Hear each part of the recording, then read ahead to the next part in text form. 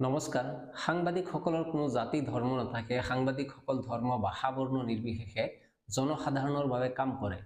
সেইকাৰণেই সাংবাদিকসকল যদি ক'ৰবাত নিষ্পেষিত হয়, নিগৃহীত হয়, আক্ৰমণৰ বলি হয়, তেতিয়া সকলোৱে মাত মাতিব লাগে, প্ৰতিবাদ সাব্যস্ত কৰিব লাগে, কিয়নো সাংবাদিকসকলে সৰ্বতোপ্ৰকাৰে ৰাইজৰ কাৰণে কাম কৰে।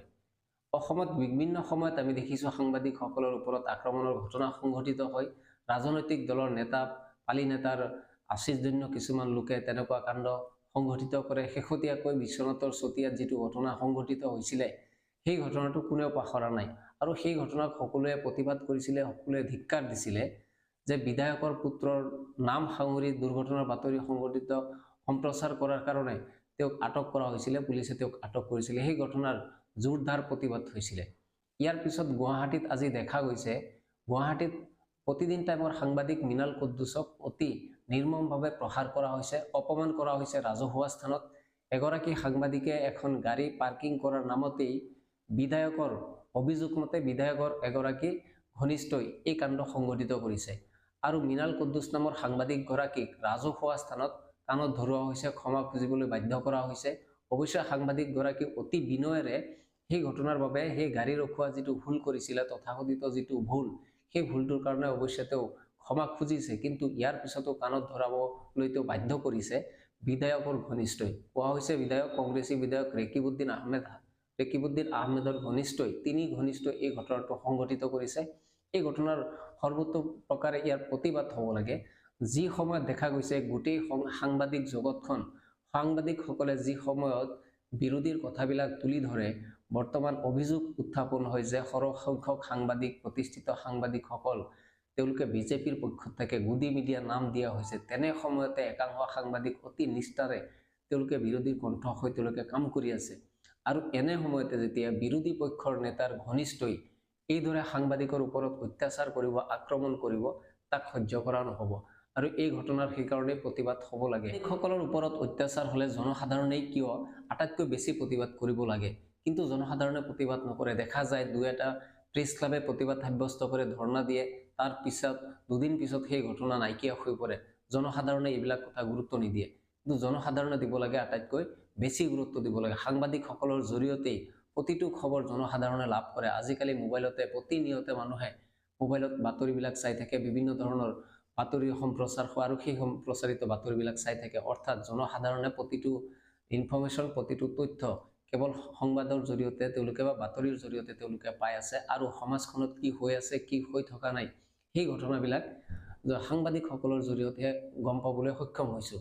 সেইকাৰণে সাংবাদিকসকলৰ ওপৰত যেতিয়া অন্যায় হ'ব আৰু সাংবাদিকসকলৰ কাষত কোনো নাথাকে, না সাহসী পক্ষ থাকে, না বিৰোধী পক্ষ থাকে, সেইকাৰণে সাংবাদিকসকল যিহেতু অকলশৰীয়া মানুহ বুলি আমি ক'ব লাগিব।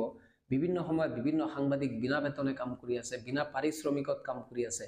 এই ধৰণৰ সাংবাদিকসকল যিসকল সংবাদ মাধ্যমৰ সৈতে জড়িত হৈ আছে, নিজৰ পেচা হিচাপে, নিচা হিচাপে গ্ৰহণ কৰি সমাজৰ সেৱা কৰাৰ এক মানসিকতালৈ তেওঁলোকে সাংবাদিকতাত জড়িত হৈ আছে, এই সাংবাদিকসকলৰ কাষত প্ৰথমে থিয় দিব লাগে জনসাধাৰণ।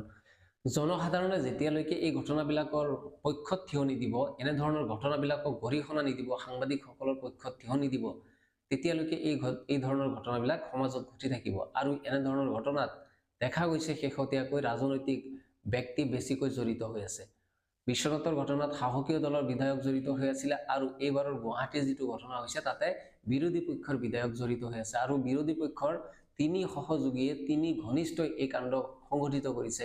কিমান সাহস পাইছে তেওঁলোকে বিধায়কৰ লগত ঘূৰি ফুৰি, চেলা চামুণ্ডাবিলাকৰ কিমান সাহস হৈছে গুৱাহাটীৰ মাজমজিয়াত সাংবাদিকক তেওঁ কাণত ধৰাবলৈ বাধ্য কৰিছে।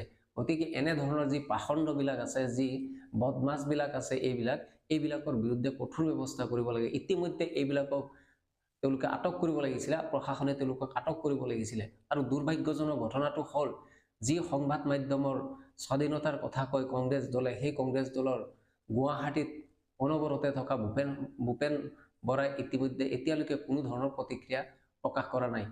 আনকি অন্যান্য ৰাজনৈতিক দলৰ যি প্ৰতিনিধি আছে তেওঁলোকেও কোনো ধৰণৰ প্ৰতিক্ৰিয়া প্ৰকাশ কৰা নাই। প্ৰথম অৱস্থাতে কংগ্ৰেছ দলৰ সভাপতি ভূপেন বৰাই ইয়াক লৈ প্ৰতিক্ৰিয়া প্ৰকাশ কৰিব লাগিছিলে আৰু বিধায়ক ৰেকিবুদ্দিন আহমেদৰ প্ৰতিক্ৰিয়া প্ৰকাশ কৰিবলৈ বাধ্য কৰাব লাগিছিলে।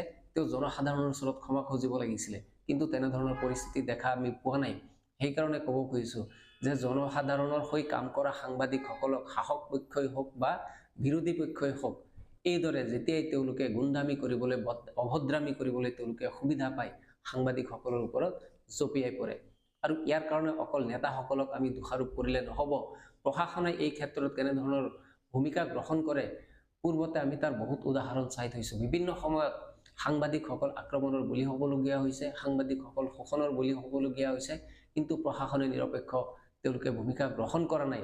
অথচ সেই প্ৰশাসনৰ প্ৰতিগৰাকী ব্যক্তি এই সংবাদ মাধ্যমৰ জৰিয়তে তেওঁলোকে নিজৰ যি কৰ্মৰাজি আছে সেইবিলাক তেওঁলোকে প্ৰচাৰ কৰে, প্ৰমোশ্যন লয়, বিভিন্ন ধৰণৰ কাম কাজবিলাক কৰে সংবাদ মাধ্যমৰ আশ্ৰয় কৰিয়ে। কিন্তু সংবাদ মাধ্যমৰ যেতিয়া এগৰাকী কৰ্মী সাংবাদিকসকল যেতিয়া দুৰ্বৃত্তৰ হাতত নিগৃহীত হয়, তেওঁলোক তেতিয়া মনে মনে বহি থাকে। গতিকে অকল আমি ৰাজনৈতিক নেতাক দোষাৰোপ নকৰোঁ, প্ৰশাসনকো সমানে আমি দোষাৰোপ কৰিব লাগিব। আৰু এনেধৰণৰ ঘটনা পুনৰাবৃত্তি যাতে নহয়, এনেধৰণৰ ঘটনা যাতে সংঘটিত কৰিবলৈ সাহস নকৰে, তাৰ বাবে ৰাজনৈতিক দলৰ এনেধৰণৰ চেলা চামুণ্ডাবিলাকৰ ওপৰত কঠিনতকৈ কঠিন ব্যৱস্থা গ্ৰহণ কৰিবলৈ আমি দাবী জনাইছোঁ, চৰকাৰখনৰ ওচৰতো আমি দাবী জনাইছোঁ।